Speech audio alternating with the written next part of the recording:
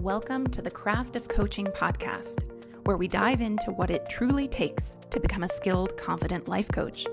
I'm your host, Kate, head of the CLCC, or Certified Life Coach Collective, an ICF-Accredited Level 1 coach training program. We combine courage, coaching, and community to offer you more than just a training program, but a life-changing experience where you use your own personal transformation as the learning ground for supporting your clients.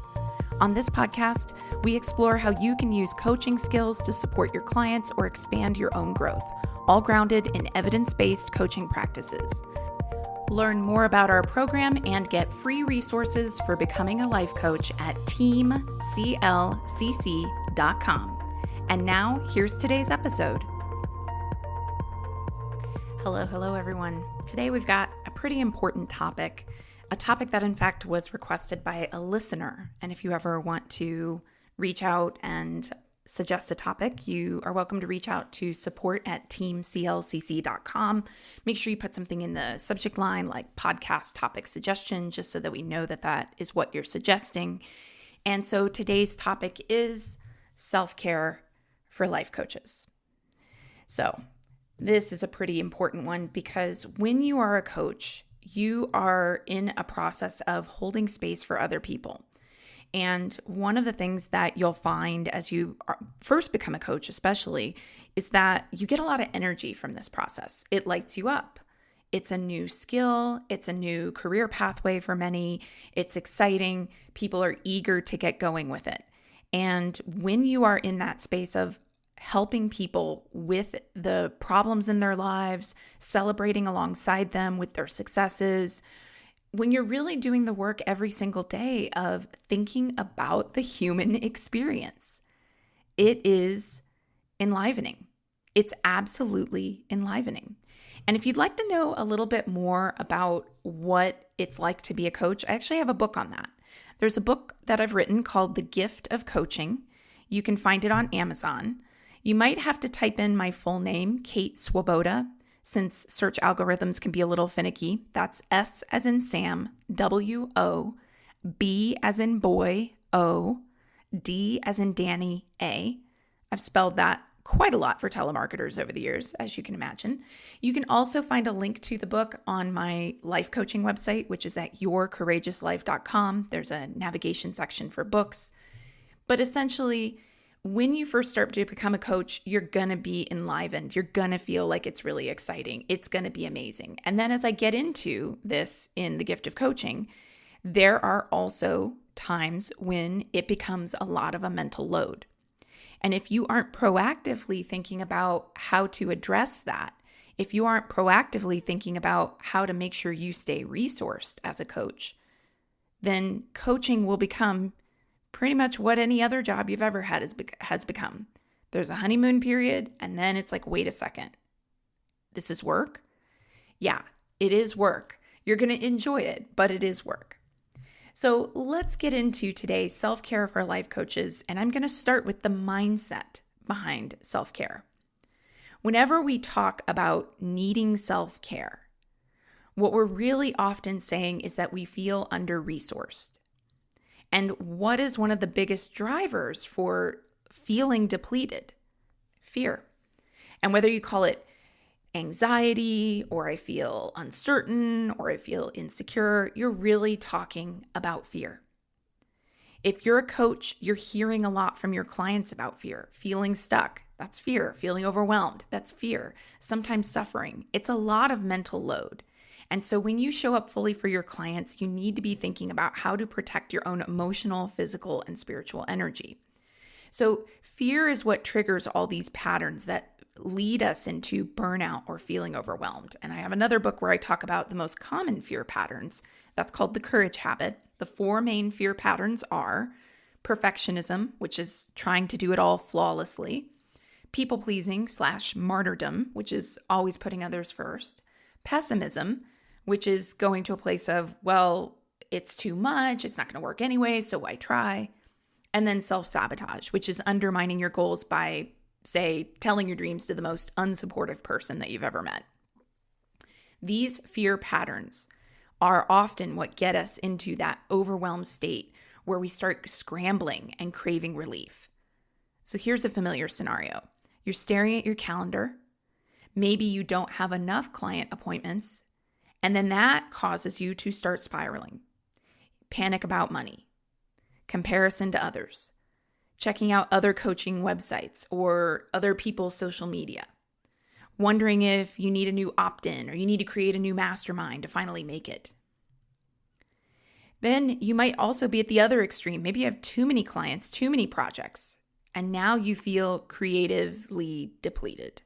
You can't say no to the clients, or you feel like you can't. That's your story, because you're telling yourself, I need the income. Maybe you want to create something new. Maybe you want to bring your business into a new direction, but you don't have time for curriculum or content creation because you feel pulled in a million directions.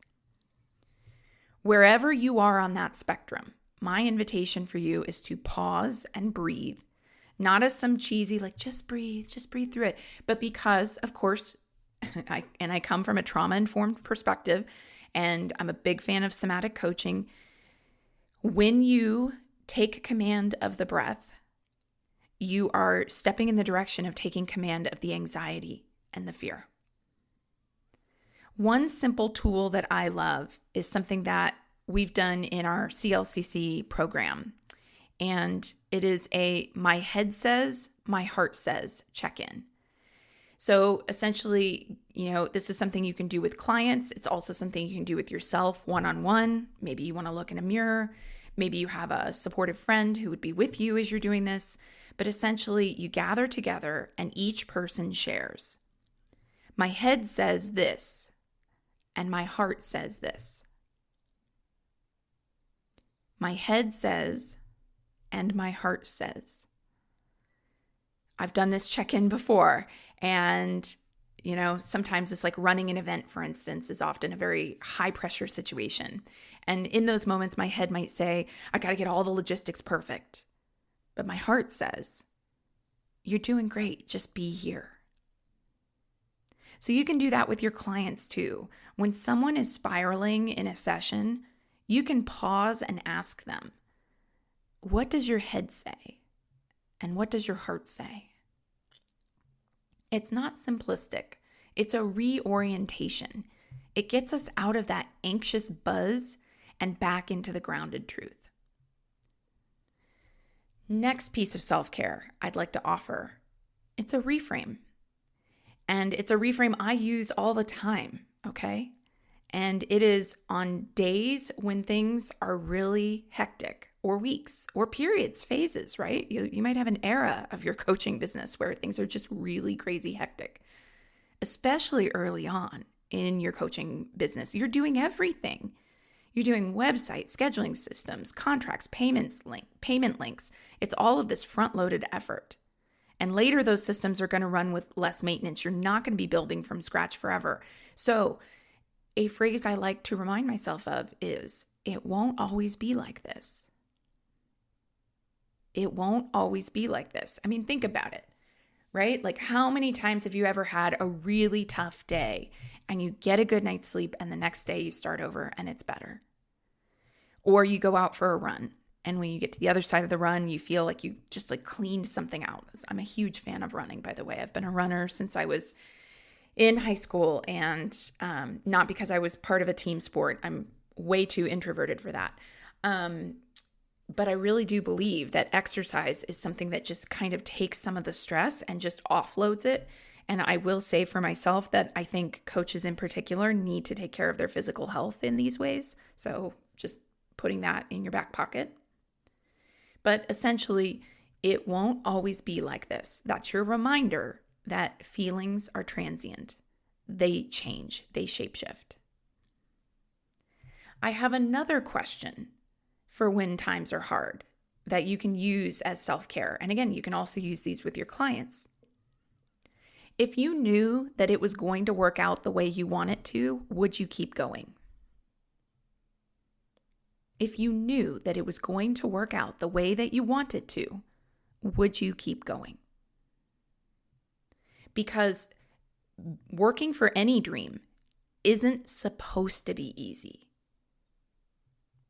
There is no one who has gotten to the top of whatever they do, or who has worked towards something that matters to them, that hasn't had challenges. So you're going to have those moments where you're going to go, what am I doing? This all feels hard. Maybe it's like you've had a troll on social media say something to you, and maybe you had a client who you thought everything was going really well with, and then they decided to step back from sessions. And then, maybe you're also worried about things going on in your family, your kids, your partner, your house, stuff like that. And there can be these moments where you're going to ask yourself, what am I even doing, and what's the point of this? I don't want to keep doing this forever. Well, here's the question again. If you knew that it was going to work out the way you want it to, would you keep going? The payoff of you doing the work to build your coaching business is this: no more commutes, no more office politics, no more being put on an email where someone is all passive aggressive and using that corporate bullshit language like per my last email, like you're too stupid to understand something when you're just asking a clarifying question. No more wearing these ugly suits, no more having to, hide your tattoos. Shout out to all the suits I left behind. Now it's athleisure all day, baby. And pink hair and tattoos, and it's a lot of fun. So if you knew that your dream was going to work out, would the current stress feel more bearable? Probably. So that can sometimes be the lift you need to tell yourself to give it some time. So I'm starting off today's podcast talking about self-care for life coaches, coming from a place of saying, hey, pause and breathe. This is a somatic tool to help you tap into the body, to take you out of freeze, fight, or flight, to, just really come back to, okay, like I'm here, I'm alive, I'm breathing. Let me get out of the stories. Then I've offered you some options for my head says, my heart says, as a way to kind of get out of that place where maybe the head is leading a little too much and telling you all these things you need to be doing. I've reminded you that fear is part of what's going on in the background. I've offered you the reframe of it won't always be like this. I've offered you a powerful question. If you knew it was going to work out the way you want it to, would you keep going? So now I'd like to shift us into strategy, because here's where I think a lot of conversations about self-care often miss the mark. People provide the resources to support you in your self-care by helping you to calm your nervous system. They provide some cognitive tools by reminding you that you're capable, or it won't always be this way, that type of stuff, as I've just done. And you feel better, but then you come back to your computer or your workload or your life, and there's a feeling of, oh shit, this is still a problem. So I want to shift to strategy, because a strong strategic approach to your self-care is self-care. So let's talk about this. So first thing, and by the way, when it comes to self-care, I will just, go ahead and share, because I know people get very skeptical about this. I was previously, before I put attention on these things, grit your teeth, tighten your fists, and you just ram through, you just go through, you just work through the pain, you just go, and you're going to, all that. So self-care is something that I used to roll my eyes at and that I had to learn a lot about. I also want to add too, because I used to feel so frustrated in the beginning years of my business when someone would say, here's what you need to do strategically. And it was an intervention that frankly was like 5 years down the road for my business in terms of what I could afford to implement or what I would have time to implement. So I really want to make sure that everybody listening to this understands, one, that I built my coaching business from scratch with, no special favors, no capital investments. I did not have a virtual assistant or any kind of administrative help for the first few years. I have never had a virtual assistant or any kind of administrative help beyond part-time help. Okay. I have never had maids, house cleaners, people doing my grocery shopping for me. I'm married. I have a mortgage. I have a kid. And the first several years of my business, I had to work a bread and butter job building my business. So I just want to make sure that all of that is really clear, that I am just like the majority of coaches out there when I talk about the things that I had to do and learn in order to get better at everything that I was doing. So let's talk strategy. First thing, and this is something I had to learn. I wasn't good at it. And I used to say the things way, way, way back when I first started about, I'm just not that kind of person, Nope. It's not about you're not a certain kind of person. It's about, do you want to learn the skill? And there's always time where you're making mistakes as you learn a new skill. So you're not going to get it right the first time. So first one, most helpful things I've done, batching my time. And I talk about this more in my business building program for coaches called the Coaching Blueprint, which you can find at coachingblueprintprogram.com. And I really talk about batching my time in that program, how to get your marketing handled in just 4 hours a week. And the idea behind batching your time that you work on your business is that you take certain tasks and you essentially, instead of just doing a day at a time or a week at a worth of the task, you just do it all at once. And batching my time is something that I do with content creation. Batching my time is something that I do with billing and admin tasks. And what I find is that when I do a month of content creation, that might take quite a lot of time and it feels like a kind of never-ending task, but then it's done. And then it clears mental space and prevents me from needing to context switch throughout my week. I can just get it done.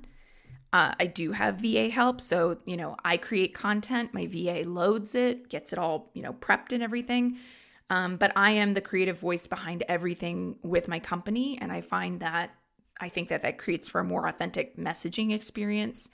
And essentially batching my time and saying, I'm going to do all of my content creation in one batch means that I can get in there, I can get into a flow, I can get it done, and then my mental load is freed up for whatever's going to come next. So, how might you apply this to your own business? Instead of writing one newsletter a week, write all your newsletters for a month. Instead of creating a week's worth of social media, sit down and create a month's worth of social media. And I add to it as I go. So when I say I'm creating a month's worth of social media, I mean I'm creating 30 posts, 30 days worth of content, one per day, so that there's never a day where nothing is going out. I add to that all the time, but just having that initial set of 30 days and I know it's mapped out, lifesaver. The next thing I do strategically to support self-care, and I recommend it to other people, is blocking my calendar so that I have a week on, week off. When I was mostly working with one-on-one clients, I would do that with client sessions. Now that I am primarily a director of training for the CLCC program, my client sessions have been pared back a little bit because of the work that I need to do on the program, but I still follow roughly the same type of schedule. The blocks on my calendar are 1 week of client sessions, all of them within 1 week. And then 1 week of no client sessions where my total focus is on admin or creative work. So you could choose something like that for yourself. That's something like the first and third week of the month you see clients, the second and fourth week of the month. The time you aren't spending on client sessions is time that you spend on admin and creative work, putting things out onto social, networking with other people, developing your next lunch and learn, whatever your particular business model is. And I find that this really helps to avoid energy whiplash. Coaching is emotional output. Marketing is mental output. To me, they use different muscles. I'm in a different headspace when I am coaching someone than when I'm thinking strategically about how I want to market my business. And so what I'm trying to avoid is having to constantly toggle back and forth between the two in the same day, certainly, and also throughout the week. So I would really, really recommend that you find some sort of way where you can have a little bit more compartmentalization between the coaching side of your business and the admin and marketing and creative work side of your business. And if you want more on how to run your business and all of that, the Coaching Blueprint program is the program that I have created where I go into a lot more detail about all of this. You could also find the BizOps program that I run. It's basically an operations program. How do you conduct business operations so that you can get everything moving and get all the different parts of your business pulled together? So those are 2 programs that I offer. They're linked on my website. And like I said, you can also go to Coaching Blueprint program to find the Coaching Blueprint. Next thing for self-care. And this is going to be something that is going to sound way too simple, but really it's foundational. Are you setting up your life for wellness? Sleep. Are you shutting down screens before bed? And I'm talking hours before bed. Are you keeping your phone in the bedroom? You know that's a bad habit, right? And I know people are like, oh, but it's my alarm clock. Just buy an alarm clock, hon. You don't need your phone in the bedroom. Food. Are you getting at least 1 fresh vegetable into your body a day? I will just say, I personally love kale. A lot of people don't like it. Even people who don't like it usually don't mind it mixed up in a smoothie, a vegetable smoothie does not sound appealing to me, even though I like kale. A fruit-based smoothie. And then there's movement. Are you walking? Are you stretching? Are you moving your body?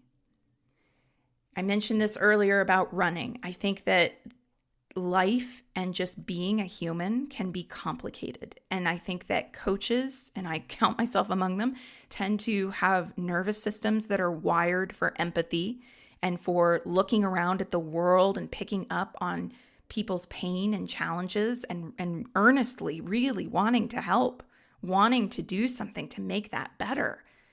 And I think that if you are not getting enough sleep, and I understand we all have nights where we don't sleep well, but what I'm talking about here is if you're not setting yourself up to get enough sleep. Shut down screens well before bedtime. Don't keep your phone in your room. Practice proper sleep hygiene. Get at least 1 fresh vegetable a day in your body, ideally more. Get some walking, stretching, moving your body. I mean, again, I'm a fan of running and I love CrossFit and weightlifting. That's my bag, but it doesn't have to be everyone else's. These things are so easy for people to dismiss, but they change everything. And I will actually tell you a little story about that, by the way. I did go into an MFT, or marriage and family therapy, graduate program. I elected not to complete it. I was already a coach when I went into the program, and I was, a year into the program, and it was just very clear to me that everything that program was preparing me to do, I pretty much could do as a coach, except for bill insurance. So just side note about that. So when I was in grad school studying to become a psychotherapist, I was given an assignment to write a research paper, and as I'm remembering it, we could come up with our own topics. But I remember reading a study comparing antidepressant efficacy to lifestyle changes like getting enough sleep, getting enough hydration, exercise, diet. And what they found in that study was that the group that focused on wellness, these lifestyle changes, that group actually had a bigger drop in depressive symptoms than the group that was only on medication. Now, disclaimer, of course, that is not to say that antidepressants can't be helpful. That is not to say that meds are not helpful. I am not saying that if you are on antidepressants, you shouldn't be. And I am definitely not telling you to advise your clients to make any medication changes. That is not my domain, and it's not our domain as coaches. What I am saying is that we should not underestimate what these wellness habits can do for our lives. Sleep, food, movement. Do you have those dialed in? How bad do you want to feel better in your life? Then dial in sleep, food, and movement. As a coach, are you checking in with these foundational pieces? Your energy, your care, your routine for yourself on the most basic level. So, if you're feeling overwhelmed, especially if you're just starting out or you're starting to really scale up in your business, some reminders. Mindset matters. Know your fear patterns. Know how to work with them. Know how to engage with cognitive reframing. Shift your perspective. Remember, it won't always be this way. Focus on the larger vision. If you knew that it was all going to work out the way that you want it to, would you keep going? Simplify with strategic tools like batching your time or reserving certain time for certain specific tasks, like that week on, week off with coaching that I described. And nourish your wellness. Make sure you're taking care of your sleep. Make sure you're taking care of your nutrition. Make sure you're taking care of your movement. I would even offer a challenge for anybody who's really feeling like they're in it right now. Give yourself 1 week of getting enough sleep, getting at least 1 vegetable a day, and moving every single day for at least a half hour. I think you'll notice a huge difference in terms of your capacity and what you can handle. Your well-being is part of what allows you to be a great coach. So take care of you, and I will see you in the next episode.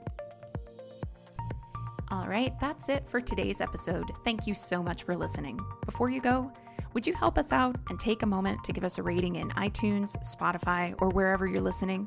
It really helps us get the word out to other listeners. And before you go today, would you like free resources to support your coaching journey?